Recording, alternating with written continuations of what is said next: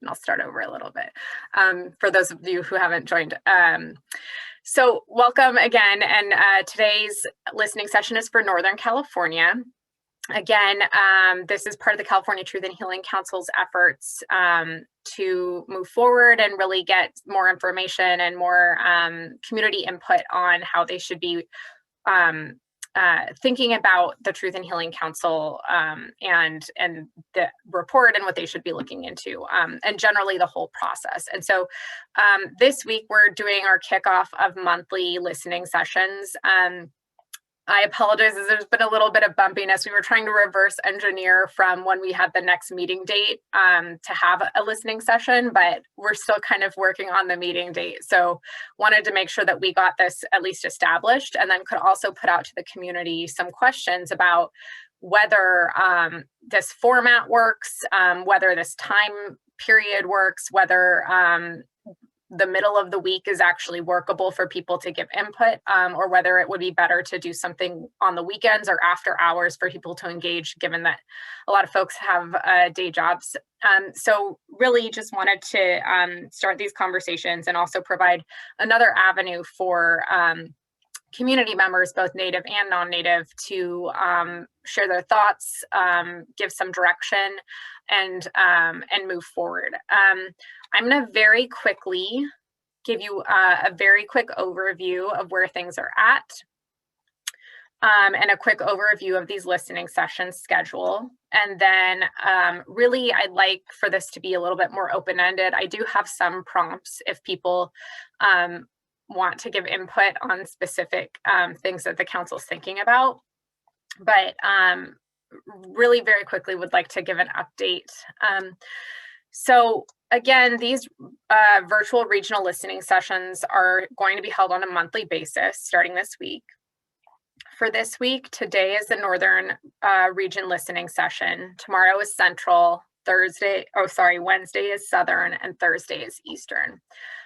The reason that we're having them be regional is in anticipation of moving forward when we're in a space where we can meet in person. The idea would be that this would actually be physically located in the regions, and would be a supplement to wherever the council is at. And so in between regular meetings, these would take place on a rotating basis to ensure community input. Council members are in attendance. I can see some participants, but the ones that are able to actively engage, if they'd like to, are Vice Chair Myers, and then anyone else from the Northern region can also step in if they have thoughts or if they'd like to ask some questions to this group. These are, again, being recorded, and that is so that the public and the council can take a look at what was said. We'll also be posting those recordings on the website. So everything you say will be on the website, so just so you're aware of that. And we will also be aggregating responses into an overview document of community input for the council so that they can see kind of what was discussed and what was suggested. So very quickly, the council last met in February and did a short business meeting where they discussed bylaws and process, scope, and created 2 subcommittees. The council is anticipated to be meeting a bit more frequently in the first 6 months to a year, just to kind of get all of this foundational work done that's needed to move forward. But just as an update, there are some draft bylaws that are available on the website for review, and I will send you a link right now.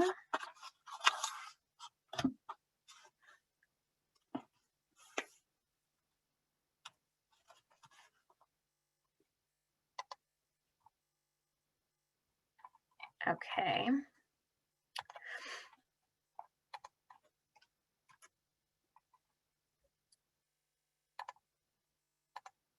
So in the chat is a link to where the bylaws are in 1 second.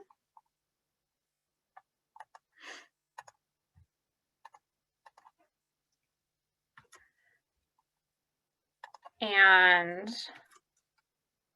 the council is in the process of reviewing these and will make amendments or adopt something likely in the next meeting, which again is to be scheduled within the next few weeks. They also established well, let me give you an update on the scope. So they determined that, or at least there was discussion that there should be just more kind of listening, and Vice Chair Myers actually said the term a listening season. So they'd like to do a lot more community input before actually kind of creating the parameters around what they're going to examine. And once they kind of, and this is just, you know, all in process, but once they determine those parameters, we'll then start thinking about what other subcommittees might be needed to move forward with the work, whether they're going to do it on an issue area specific basis or whether they're going to keep it a bit more open-ended. They're still kind of trying to wade through what would be the best approach. They also created 2 subcommittees, but did not staff them yet. So they're not moving yet, but they are created. So for further discussion for the next meeting, and that was the Youth Council and Partnerships for Academic. That subcommittee is anticipated to look closely at how to work with academia in order to do this work. So we've been approached by a few different institutions that are either doing similar work or would like to engage in this work and help support it. And so that subcommittee will be engaging primarily with those institutions. And then the things that they didn't get to were other partnerships. So for funding, so for example, if there's foundational support, that subcommittee would work with them to work on, you know, potentially fellowships or sponsoring community engagement and the like. And then they also did not get into the discussion of a culturally informed wellness practitioner, which if you are interested in providing some feedback, you can either provide it here and review the questions I'm about to send you, or provide it straight into the Google form that I'm sending you. And that's in the chat now. And really on this, there is a budget to provide culturally competent wellness services for the work of the council. And so it's mostly anticipated, or it was envisioned to be throughout the meetings, given that the meetings are designed to be, once they're kind of fully constructed, as a full day of a talking circle, where that kind of support would be really beneficial and would help to provide the tools for folks that are engaged in that space, but also could be more than that. So really what we're looking for in terms of community input is, you know, what participants would find most helpful. And then also, you know, if you know of anybody or any organizations that you would recommend, that would be helpful to the council. Other than that, that was the basics of the last meeting, and all of the recordings are available on CalSpan, and you can find the meetings at this link. And then there's the December meetings. You can find the link directly at the Healing Council website. So that is a very brief overview of kind of where the council is at now. They adopted in December a charter, which I can send you a link to right now as well.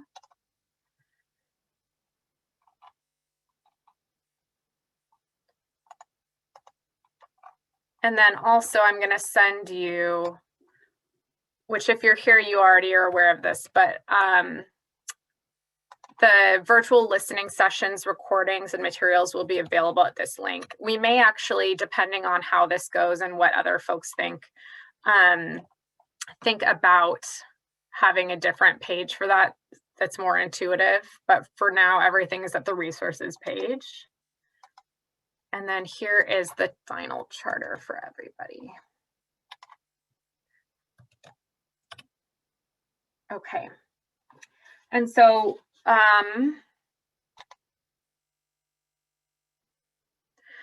some initial things that we'd like to hear, and I think as we move forward, and I think what would be helpful for this conversation as well, but only do what you feel comfortable doing, is if we could have cameras on so that it's more of, you know, kind of an actual conversation.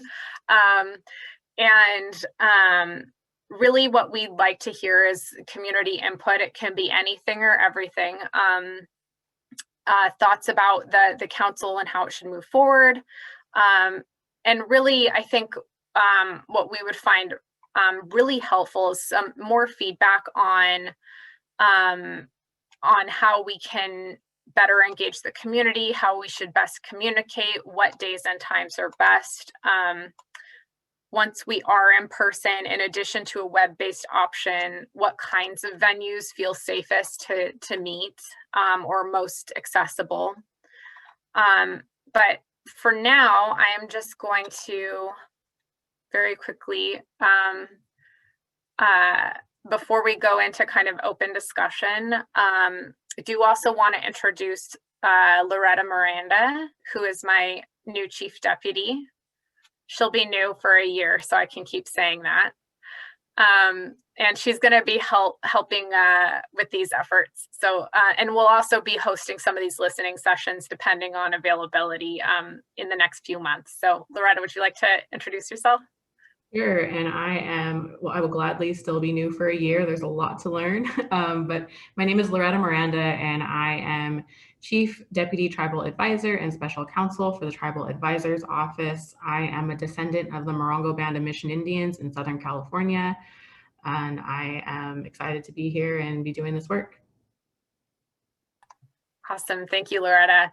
And then I do want to have Vice Chair Myers say a few words if he's comfortable, but then I also wanted to clarify, because I kind of glanced over it,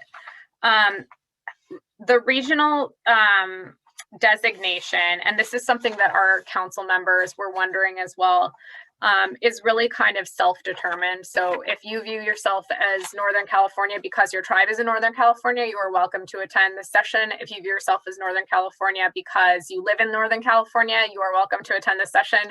Or if you just want to attend all of them, that's fine as well. So Vice Chair Myers, would you like to say a few words, or if you've prepared something, I can just also hand it off to you. I haven't prepared nothing, but obviously I always like to talk, so I'll say a couple words. Ayukwi, Naknao, Frankie Myers, Machok Stragon. I'd like to thank everyone for attending the meeting today. I think it's really important that we stay very closely connected to our communities. And having said that, I did want to announce today I am meeting from the village of Wautuck. That's an actual screen behind me. It's actually like this, the sky. This is the first day that we're actually have internet down here, and so very, very thankful for that, and thankful to sit and listen to hear what folks have to say. Thank you. Thank you, Vice Chairman, and beautiful background. Okay, great. So with that, I know, let me just double check. We've got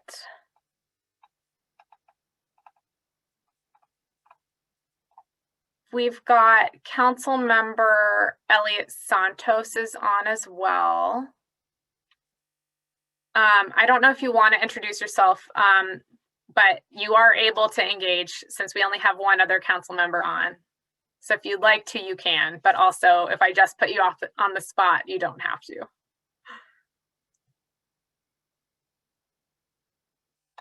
Okay, hearing none, we're gonna go, oh, I saw an unmute. Oh, good afternoon. Sorry, I just stepped away for a moment, but yes, I'm happy to just sit here and listen. I know this isn't my area, but I'm happy to hear what's going on. So thank you. Great, thank you so much. So what we'll do is open it up to open discussion. If folks have something they want to say, you can feel free to unmute yourself. If it gets crazy, we'll start doing raised hands. But we'll start with that. And then if you don't have something to say or any thoughts to share, then we'll start asking some questions to see if we can get some more feedback.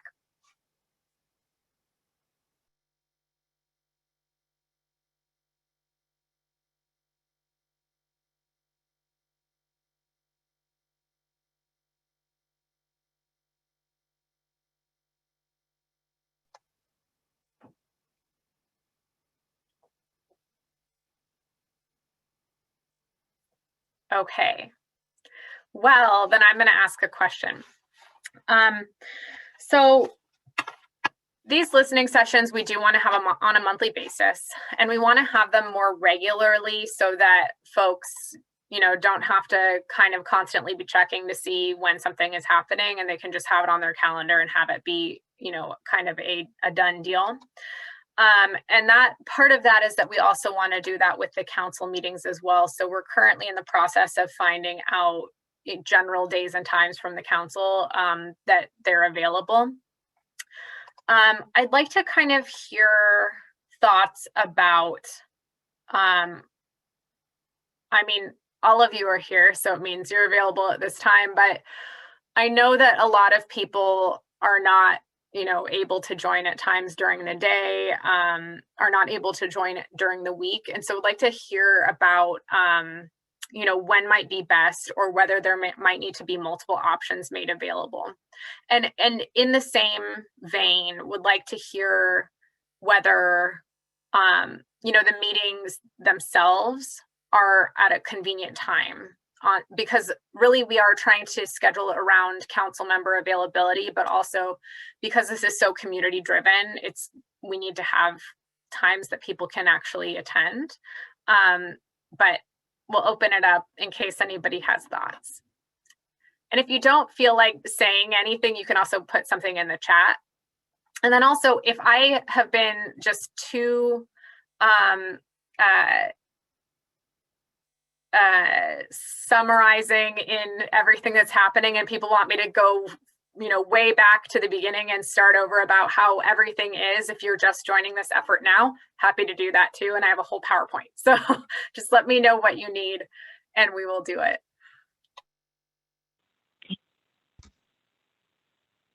Hi, so this is Margaret. I wrote in the chat that I am here from Santa Clara University, working on the Ohlone History Working Group in Santa Clara County, and I'm really here. This is my first meeting, so I don't know about the PowerPoint, and I'm just here to sort of to help and learn in any way I can be useful. Great. And it sounds like we have someone who dialed in. Do you have a comment? Hi, this is Tammy Jamerson, member of Ione Band. This is a perfect time for me with the job that I'm on now. It catches me in between, so this is great for me. I just wanted to let you know that, and I also want to say I appreciate the fact that this is even happening. I think it's you know, something that's been needed for a long time. So thank you. Great, thank you. Well, so knowing that we have some newcomers and that not everybody's going to spend their time watching older recordings, maybe I'll pull up the PowerPoint and then we can go through that unless people have some feedback. And then we can go from there. And then I think it really, honestly, it would be really wonderful, Margaret, if you could, sorry, there's some feedback. I'm gonna mute. Yeah, I mean, it is part of. Okay, there we go. So I think there's a couple of folks on here who I've actually spoken to personally, like Teddy is on here, and then there's folks like Margaret. Like it would be great if we could hear more about your work too. So what I'm gonna do is do the intro PowerPoint to get everybody up on the same speed or at the same speed. And then what we'll do is kind of open up the discussion and then I'll ask more questions too. But let's see.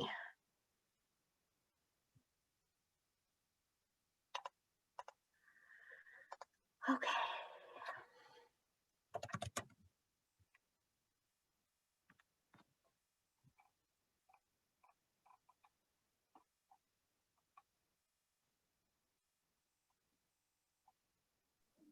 Ayuki, Teddy.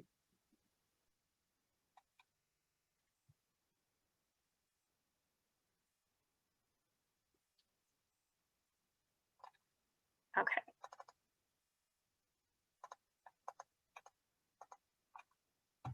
I am going to share this. This is not a PowerPoint. Let's see.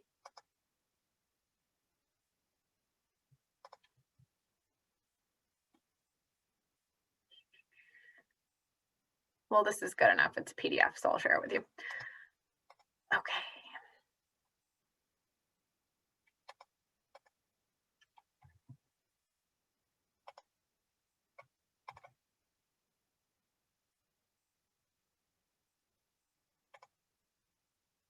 Can you all see that? Okay, I got a thumbs up. So, what is the California Truth and Healing Council? So it is a council created by Governor Newsom via executive order, and it's made up of representatives. Hold on one sec. I have a raised hand from Vincent. Would you like to say something?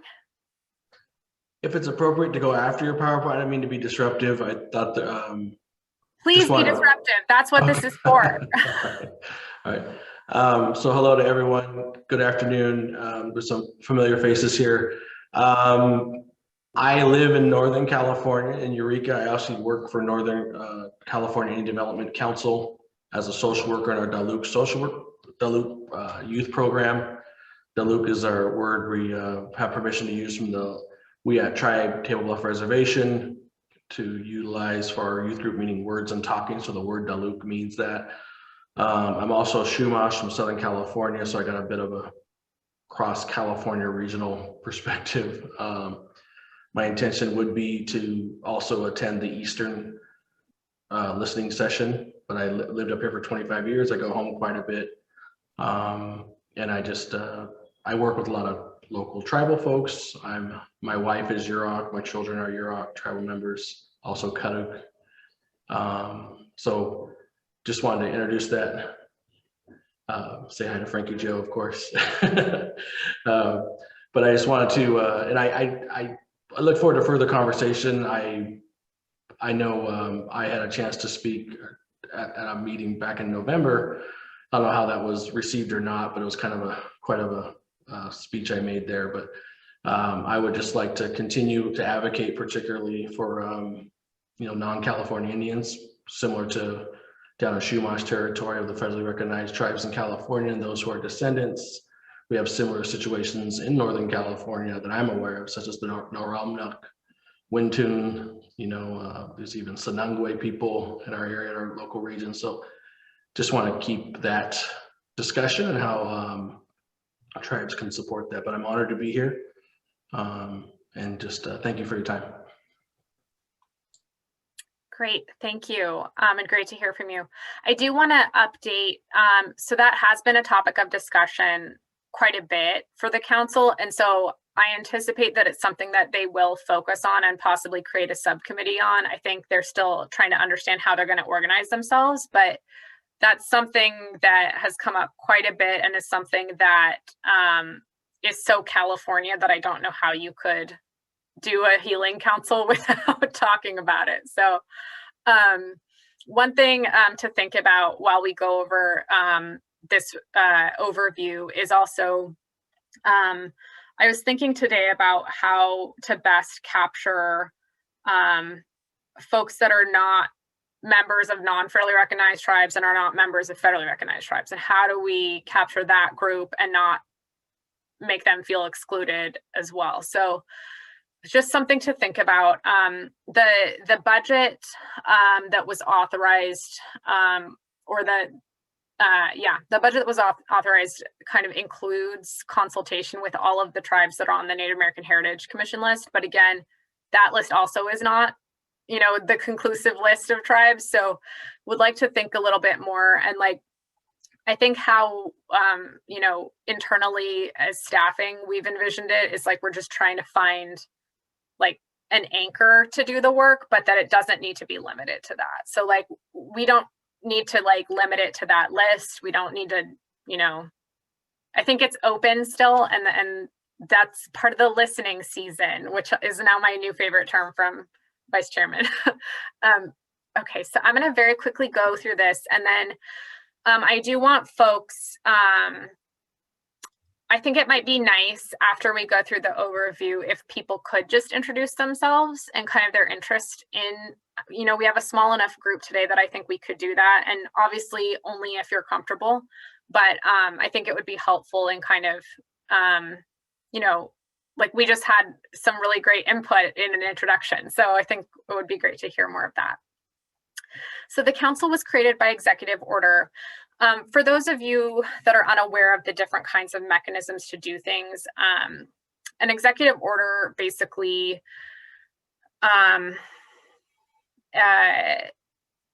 it is not a statute, but it is, you know, it's binding on everywhere that the governor has jurisdiction. So when the governor has an executive order that, you know, everybody has to consult, that means that all agencies under the governor's jurisdiction have to do that. And it's basically law for those people. They are in act until they're rescinded. It is very rare for an executive order to be rescinded, though it might, you know, get forgotten. So there are some things like, for example, Executive Order B-1011, which created the Office of the Tribal Advisor before it was put into statute, and then also called for consultation. Those are still active. And then the governor's executive order that I'm talking about right now, which is Executive Order N-1519, incorporated that one in by reference. And so it's basically like a live executive order that now has this other one on top of it. And that's, you know, for those of you who are wondering what's happening at the Biden level, that's kind of the same deal. Where an executive order, it's binding across the executive branch. And so that's why, like, you know, there's bodies that sit outside the governor's jurisdiction. So for example, for a lot of, in many circumstances, the University of California sits outside the governor's jurisdiction. The courts sit outside the governor's jurisdiction. So there's things that he can do that you know are statewide and they're binding, but they're on the folks that are in charge of implementing his policy and goals. So that's just an overview, and that's why the council has been in some discussion about whether it might be worth putting this effort into statute. The upside of statute is that it outlives any governor.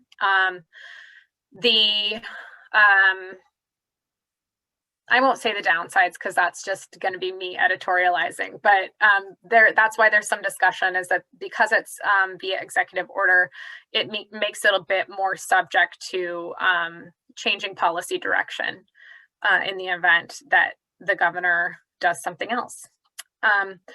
So it's made up of representatives of California Native American tribes, but can also include relevant state and local agencies and other relevant non-governmental stakeholders. It's led and convened by the tribal advisor, and its limited term, or it was envisioned as limited term, to disband upon issuance of its final written report on January 1st, 2025.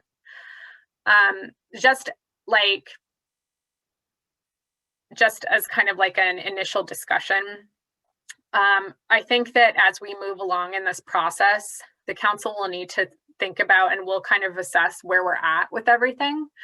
COVID has really kind of, you know, put a wrench in a lot of the work that could have been already underway for this. So we may need to reassess that timing. Mary, did you have a question or comment? A comment. Hello. You look gorgeous today, by the way. I just wanted to introduce myself real quick. My name is Mary Lopez Kiefer, and I'm here today as the Director of the Office of Native American Affairs for the Attorney General's Office, California Department of Justice. And I just wanted to raise my hand because of that last phrase in the what is the council. I've been asked by the Attorney General to come to the meetings, to listen, and to make sure that we're being kept apprised of any role we can play in bringing the resolutions or the considerations by the council to fruition. So I just want to make sure you knew who I was and what I was doing here. But also as a California Native American, I am deeply in support of everything this council is doing. I'm a member of the San Luis Rey Band of Mission Indians. So anyways, I just wanted to raise my hand and share why I was here. Thank you. Great, thank you. We appreciate that. Okay, so what does the council do? So under the executive order, it's charged with bearing witness to, recording, examining existing documentation of, and receiving California Native American narratives regarding the historical relationship between the state of California and California Native Americans in order to clarify the historical record of such relationship in the spirit of truth and healing. So it's a lot of words. One thing that I do want to highlight is that the major key is receiving the narratives. So there's been some discussion about, the council and who kind of dictates what this all looks like. And so the council makes decisions on how to move forward, but really this is driven by community, and that the council is there to receive that experience. And so how they receive it, they'll determine, and how that will be reflected in the report will be determined by the council. But again, just because there is not, necessarily a member of your cultural group on the council does not mean that that group is not going to be heard. And so the council itself was appointed to reflect cultural, geographic, all sorts of diversity to try to reflect the reality of California Native Americans. Part of the benefit of the council too is that this is a real opportunity for non-Native people to see kind of the complexity and the nuance and the whole picture of what it means to be California Native. So that was what we were trying to capture with the council, but also that they're not telling the story, they're telling their stories, because they're also part of the group that is being asked of if they want to share those stories, but they're in a receiving role. They're required to report annually and then submit a final written report of findings on January 1st, 2025. The final report should reflect a holistic understanding of the historical relationship, and will be modeled on similar truth and reconciliation documents. That also is subject to whatever the council wants to do. If those documents don't feel like they reflect how the council wants to tell this experience, or this collective experience, then that might not be the actual format that they decide on.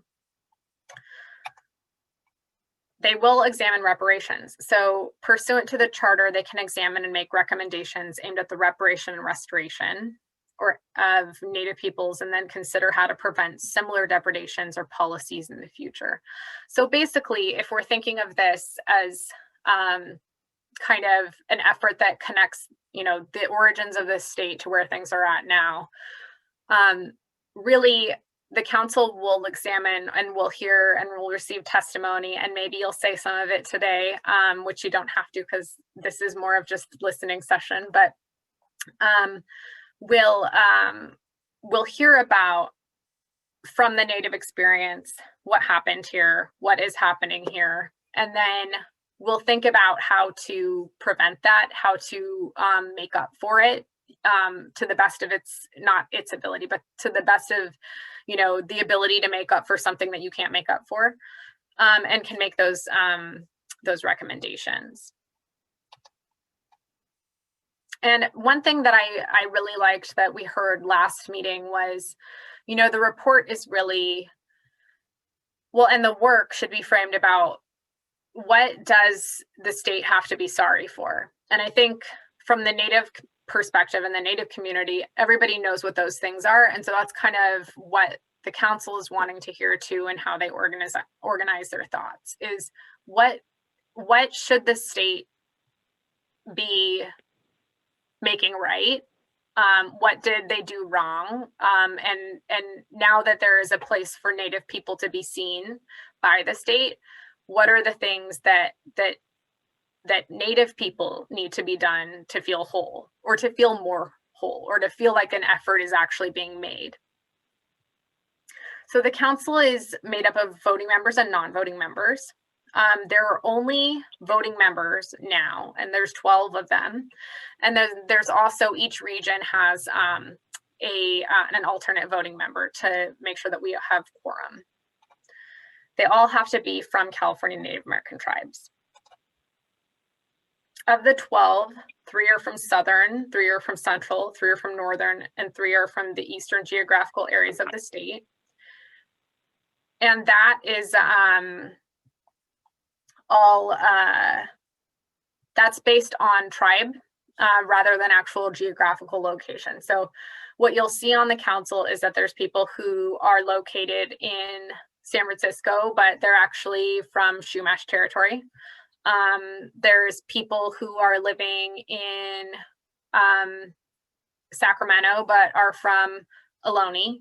And so really, the idea was to create a representative council where people could, understand all of the different experiences that will be presented. One of the 3 voting members needs to be from a non-federally recognized tribe. So that is where we're at there. And then it's available to duly elected officials or appointed designees of California tribes.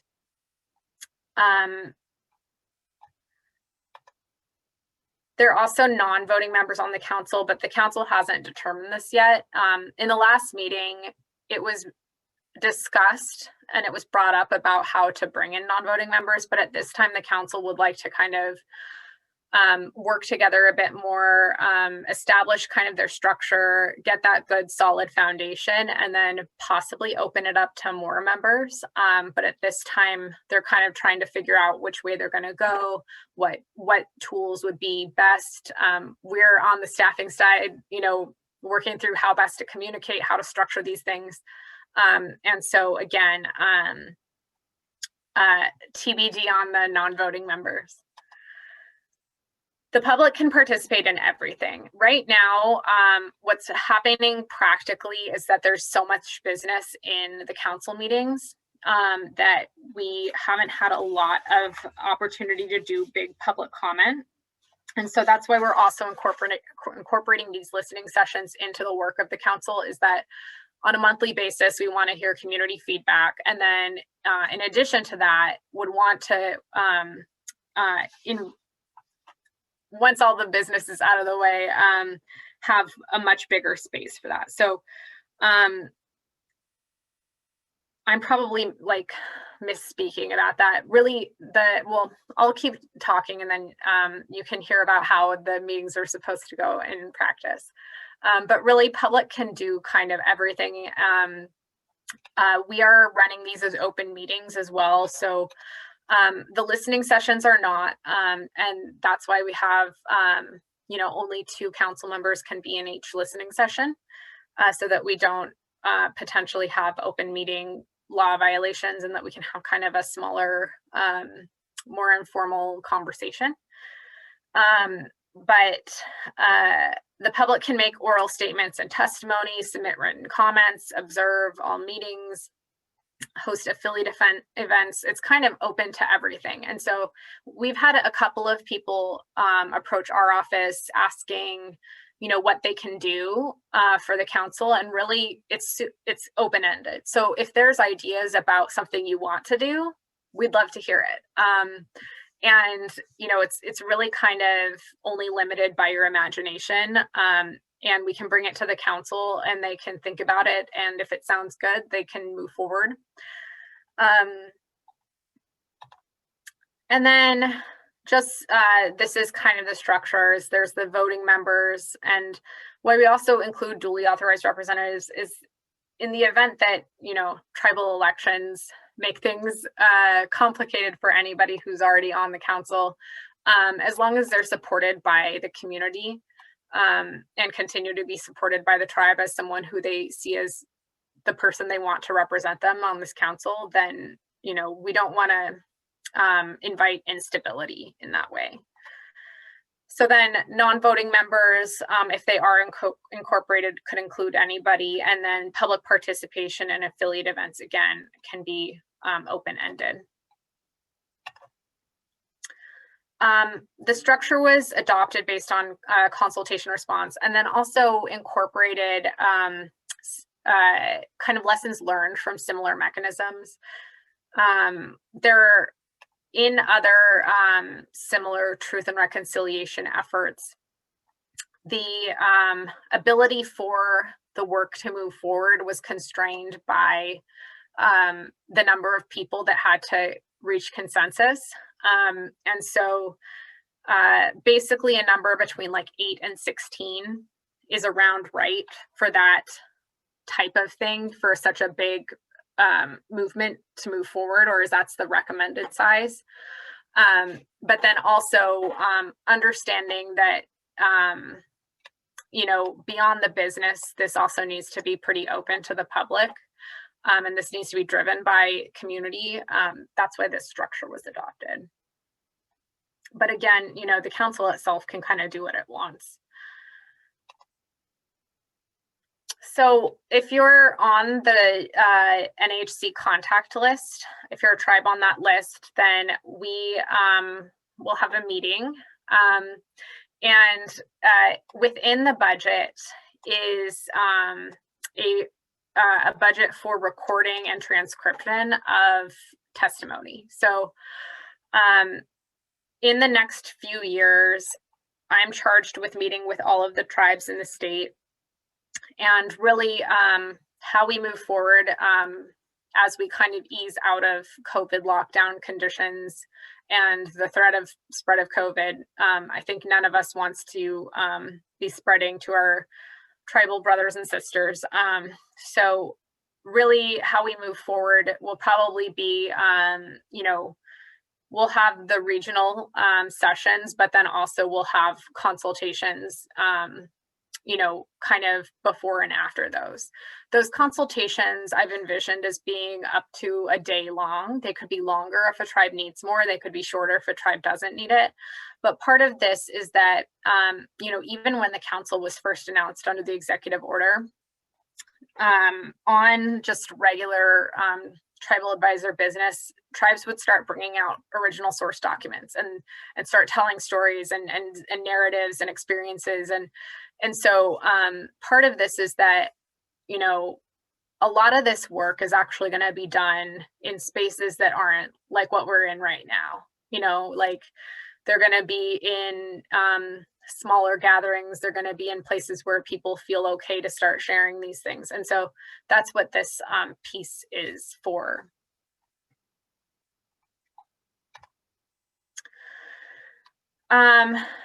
We encourage participation of all California Native Americans, regardless of enrollment status. And that's, you know, either, you know, whether you're a descendant, whether Hey, Christina, can I hop in? I just have to apologize. I have to hop off. We're doing our grand opening for the Wi-Fi today for the Watchak Village. Thank you so much. Really appreciate this opportunity. Thank you for everyone who's gathering, and I will chime back in to listen after it's all done. Thank you, Vice Chairman, and congratulations. Yes, we're all very excited and very excited we're able to see you down here at the village here at the road. Thank you. So really it's not limited, and it's not even really limited to California Native Americans. The table was set for California Native Americans, and you know, if I'm going to be the bully in any room, it's going to be keeping that space for California Native people to process and to have something that is ours. And so I think that it's not exclusive of, you know, exclusively for California Native Americans to benefit from, but there needs to be that space. And then if others join, it's at that initiative. And there has been a lot of, you know, call for inclusion of community. So in real life, how these listening sessions are structured is to invite and we have community members here, which is wonderful, is to invite people who both want to help from, you know, allied communities, from allied organizations, from people who just didn't know and want to learn more, to folks that are, you know, the direct beneficiaries of these kind of policies. And, you know, we've gotten contacted by folks who are, you know, descendants of people who were part of massive land grabs or part of, you know, militias, and they want to know how they can do something different and do better. And so that's part of this as well, is to create a space for that kind of processing, you know, as secondary to the Native piece, but definitely a part that should likely be included. Academics, again, now we have a subcommittee, so this will be a lot more quick paced once we get the members of that together. And really, once it's established, which will probably happen at the next meeting in the next few weeks, we'll have them as a point of contact for universities, for anybody really to start engaging with. NGOs, you know, same thing. If you have something that you think can be helpful to the council, they'd love to hear it. Whether it's, you know, thinking about, you know, you want to help on the piece of federal recognition, or you want to help on, you know, a piece of, you know, helping Native kids through education or whatever it is. And then we also welcome partnerships. And so this is actually not established the subcommittee for this yet, but there will be a subcommittee established for partnerships that include funding, but we're also open to partnering for, you know, anything. Like if you have a fellow that wants to do work on this, love to have them help us. And then media and comms, emotional community support, and filmmaking. The meetings, once they're more established and we're in kind of a less insane world, which that might be wishful thinking, but once all of the groundwork is established, the council is supposed to meet on a quarterly basis over 2 days in March, June, September, and December. And these are supposed to be in-person meetings that that span, again, the 2 days. And those meetings, they'll be open, they'll be live streamed, and all of the the recordings and everything will be available as they already are. Day one is the talking circle piece, using culturally appropriate wellness practitioners. And that's kind of what we're trying to work through now. And then day two is more of kind of a hearing style testimonial piece. So as originally envisioned, as the council traveled throughout the state, because each quarterly meeting would be in a different region, they would think about whether, well, they're still kind of getting their head around how they're going to organize, but if it's issue area or if it's time period or if it's whatever, each region will have kind of their chance to highlight certain people from the community or from academia or from organizations to present historical findings, evidence, outcome, and experiences from day one, and then resources as directed by the council.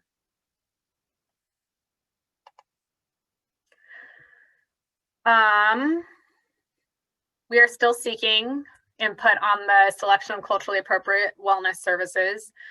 We do have a small budget for it, so we're just kind of, the council just needs to think through a bit more how they want to move forward. And then right now, council meetings are virtual, and so all of that information is on the website, and I'll send that to you once I stop sharing my screen. So this was the last meeting, and the next meeting is TBD. So this is the main landing page, and from there you can get kind of all of these resources, FAQs, everything, if you want to just take a little bit more time to work through things. That's all there. You can also request consultation on there, and I believe I have a feedback form. So let me just stop sharing for a minute so I can double check that. Oops, that was not it. Okay.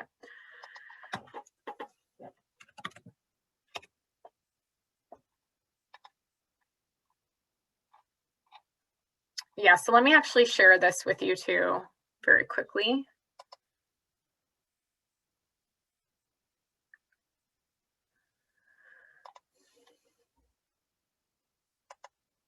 Okay, so on the landing page for the Truth and Healing Council, you can subscribe